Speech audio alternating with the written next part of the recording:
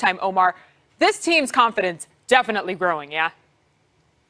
MJ, that confidence is exactly something I asked John Gruden about yesterday, and he told me that he does get a sense that every single week, win by win by win, that team is growing with confidence. He credited leaders in the locker room like Derek Carr and Rodney Hudson for steering this team in the right direction in that department. But we know in the NFL, nothing fosters a confident environment more than winning does. The Raiders have won 4 out of 5, and you mentioned it, MJ. That really got kick-started by this Week 5 win in Kansas City. And I don't know if you've heard, but after the game, the Raiders buses did a victory lap around the stadium. When Andy Reid heard about that, he said, that's not our style, but they earned it. They won the game.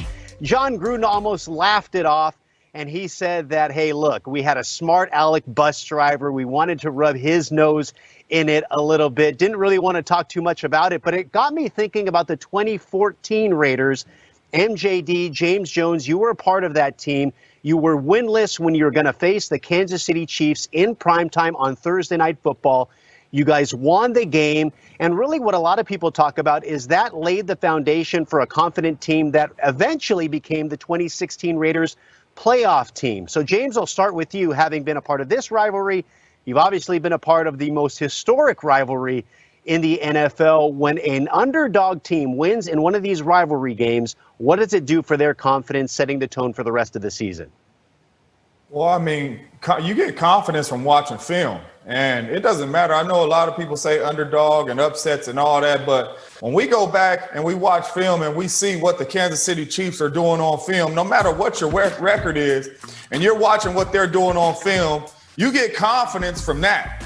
And the Raiders going into the first game got confidence of what they seen in this Kansas City defense and what they can expose out there. And they did just that. And that's where you get confidence. And then when you go out there and you put it on the football field and you play together and you do what you said you was going to do, that you practiced, that you seen on film, and then you apply it on Sundays, that's where you really get the ultimate confidence from right there. And that's what this Raiders team is doing right now. They are watching film. They're getting confidence from film. They're going out, taking advantage of these teams. They took advantage of the Kansas City Chiefs.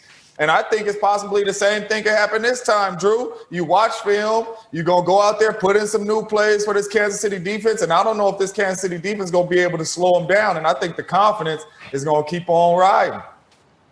Well, I'll tell you this much, Omar. In 2014, we had one person that was very confident all the time. And he's over there. All right. James Jones is what kept us confident that year. I mean, James was whooping everybody. That was kind of the downer in my career. But we practiced hard. And like James said, we knew that we were a good team. We were putting good tape together. And I didn't really understand the rivalry until I got to Oakland, how much it meant to the Raiders to go out there and win. So I'll say this about the game. And please go back to the 3-box so I can my analogy works well.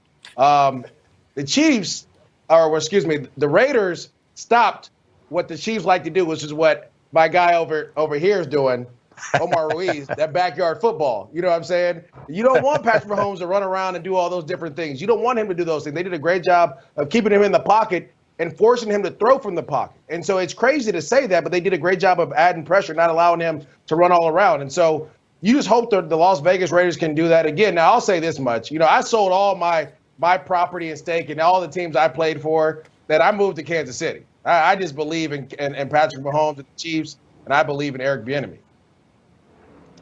We talk about John Gruden. Looks like the Raiders are taking on the identity of his offense. He has a quarterback that is playing some of the best ball in his career, and they ran wild against the Denver Broncos, rushing 41 times. Josh Jacobs ran crazy in that game. And John Gruden really said it's old school football. It's a blocking tight end. It's a blocking fullback. It's those two running back sets with obviously Alec Ingold leading the way for Josh Jacobs. What are you seeing from that ground game, MJD?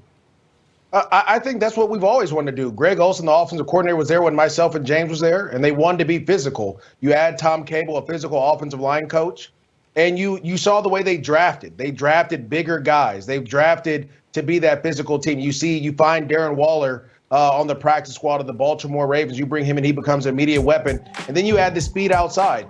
And the one thing about great teams, In November and December, you can run the football against anyone. And they have one of the top backs in the league. He's not just one of the top young backs. Josh Jacobs has emerged as one of the top backs in the league, and he's running like it right now. And it opens up everything for the passing game, as we heard D'Angelo Hall and Mike Robb talk about earlier.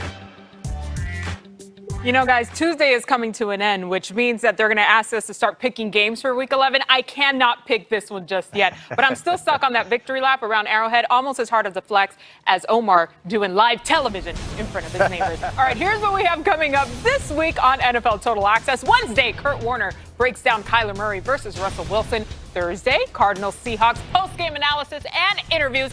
And Friday, Travis Kelce joins us, plus game picks, upset alerts, and Cynthia Freeland's game and player projections. You do not want to miss it. That is later in the week. She is after the break. She is fantasy virtuoso Kimmy Checks.